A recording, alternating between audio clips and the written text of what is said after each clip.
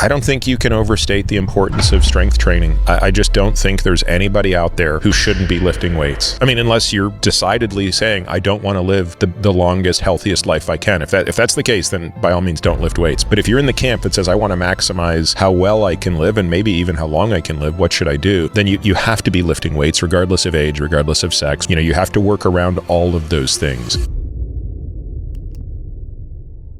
I think exercise is the single most important longevity drug we have, bar none. If you said, like, I want to go deep down the rabbit hole of living longer, what do I need to do? It's like a super well-crafted exercise program that is geared towards strength, muscle mass, and cardiorespiratory fitness. And the data are unbelievable, right? Everybody knows that if you smoke or have diabetes, your risk of death goes up a lot. But your risk of death from having high cardiorespiratory fitness goes down by much more than your risk of death goes up from smoking or diabetes. So smoking and diabetes will double or triple your risk of death, depending on the time frame you're looking at. Having very high cardiorespiratory fitness, so having a VO2 max that is elite, we would define that as the top 2.5% of the population, compared to below average, is a 5-fold reduction in all-cause mortality. I mean, we don't have drugs that have a 5x reduction in mortality. And then when you layer in strength and muscle mass, we actually now have pretty good data as to the fact that strength is more important than muscle mass. We just use muscle mass as a good proxy for strength, but if you just focus on strength, that's the metric that matters. It's about a 3-fold reduction in all-cause mortality when you compare high strength to low strength. And the tests are, we're talking, it's not like how much you can squat and deadlift. It's like grip strength, dead hang, how long can you do like an air squat? Like what's your quad strength? How quickly can you do 5 reps up and down from a chair? I mean, it's relatively simple stuff. But when you stratify people by those metrics and you compare the highest to the lowest performers, there's just no comparison. Truthfully, I haven't come up with a better analogy yet. And it's really the analogy of saving for retirement. If you could be talking to somebody who's in high school or college and you were talking to them through the lens of, being a financial advisor, their fiduciary, what would you say? Well, you would say, listen, there's this really magical thing called compounding that Einstein basically said was the 8th wonder of the world, and you want to use it to maximum advantage. And to do that, you should start saving immediately. You just, if you put all of your savings into an index fund at the age of 22, the probability that you are not going to be set when you retire is so low. But what happens if you're talking to somebody who's 45 and due to life circumstances, like they just haven't been able to save. They haven't made enough money to even have some disposable saving income, or they've had, they've saved and lost or invested badly or something like that. Would you say, well, too bad? No, of course you wouldn't. So I guess the point here is it is never too late to start saving for retirement, but you must understand something, which is the longer you wait to start, the more you're likely going to have to save, the greater return you're going to need, and therefore probably the greater risk you're going to take. It's never too late to start saving, and it's never too late to start exercising. Don't wait. An amazing statistic is that the leading cause of traumatic brain injury in people over the age of 65 is falling. 95% of hip fractures are driven by falls. So, clearly frailty is the leading cause of this. Frailty means poor muscle mass, poor reactivity, and low bone density. Those are probably the things that are driving the severity of the fall, which are so much higher in a person who's older than, a person who's younger. If you or I step off a curb we weren't expecting to be there, or, when you're stepping from one level to another and the level is different than you expected, that immediately destabilizes you. Well, the ability to react to that very quickly and get a firm footing, that is a very power-driven movement, right? That's not really about how strong you are. It's actually about how explosive and powerful you are. That is a type 2 muscle fiber phenomenon.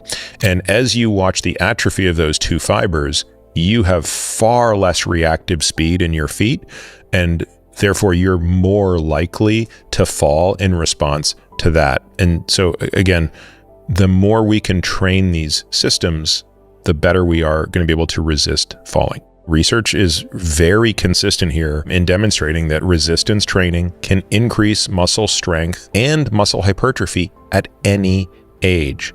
even if you limit your analysis to people over the age of 80, which are people who are clearly in that area of being on the downhill for strength and hypertrophy, training can offset losses, and in a deconditioned individual can actually make gains. I don't think you can overstate the importance of strength training. I just don't think there's anybody out there who shouldn't be lifting weights. I can't think of a case. I mean, unless you're decidedly saying, I don't want to live the longest, healthiest life I can. If that's the case, then by all means don't lift weights. But if you're in the camp that says, I want to maximize how well I can live and maybe even how long I can live, what should I do? Then you have to be lifting weights regardless of age, regardless of sex, regardless of injury.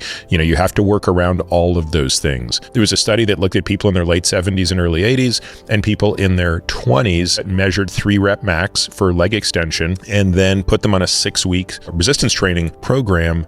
And the people in their late 70s and early 80s had a 78% increase in their strength, which is almost identical to the 84% increase that was found in the younger individuals. Again, it's important to understand that, yes, these people were significantly different in the absolute strength that they had, but nevertheless, this is an important point. That is, everybody has the capacity to improve, and therefore everybody needs to be doing this. I think we've talked about this with Andy Galpin on a couple of occasions, the importance of type 2 fibers. So one of the things that Andy said that has always stuck with me, and I think it's just such a great way to think about this. He almost described it as a hallmark of aging is the atrophy of the type 2 muscle fibers. So again, you have type 1 fibers, you have type 2 fibers. The type 2 fibers are the glycolytic fibers. They are the much more powerful fibers. They have more contractile force. They're the ones that are responsible for power, not just muscle size and not even just strength, and clearly not muscular endurance. And these are the things that basically peak when we're in our 20s. And so, every day I'm sort of thinking about what am I doing to preserve them and minimize their loss. And again, a study we'll link to demonstrates that type 2 muscle fiber cross-sectional area was increased by 27% in men aged 60 to 73 with 13 weeks of resistance training.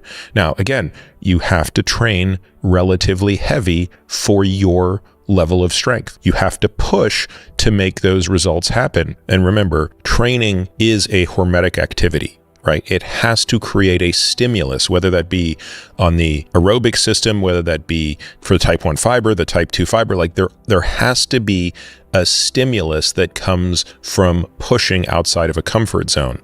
So we have to have that training stimulus, but we know that if we do too much, we're going to get injured. And I hope that by now I've made the case for why injury must be avoided at all cost, because injury means time to decondition. And the older we get, the more problematic that gets. Again, I think about the back injury I sustained when I was 27 years old that basically left me unable to walk for 3 months and unable to do much of anything for 9 months. Well, today, if you look at me, there's really no lasting effect of that.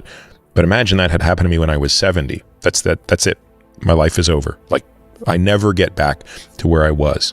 So it's probably safe to say that the most common reason for injury when you're starting out is progressing along the intensity axis too soon. So remember, we talked about how you push frequency, you can push duration, you could push intensity. I think you want to err on the side of, again, my heuristic is move the frequency, then the duration, lastly, the intensity. So that's clearly true on the cardio training side, but I think it's also true on the strength training side. Obviously, another very important part of injury is just a lack of neuromuscular control. So that accounts for many things, from why people fall more frequently as they age to how people get injured when they can't, if we're just limiting it to talking about strength training, why are individuals getting hurt when they're lifting weights? Well, a lot of it is maybe they're moving a weight that they can't control.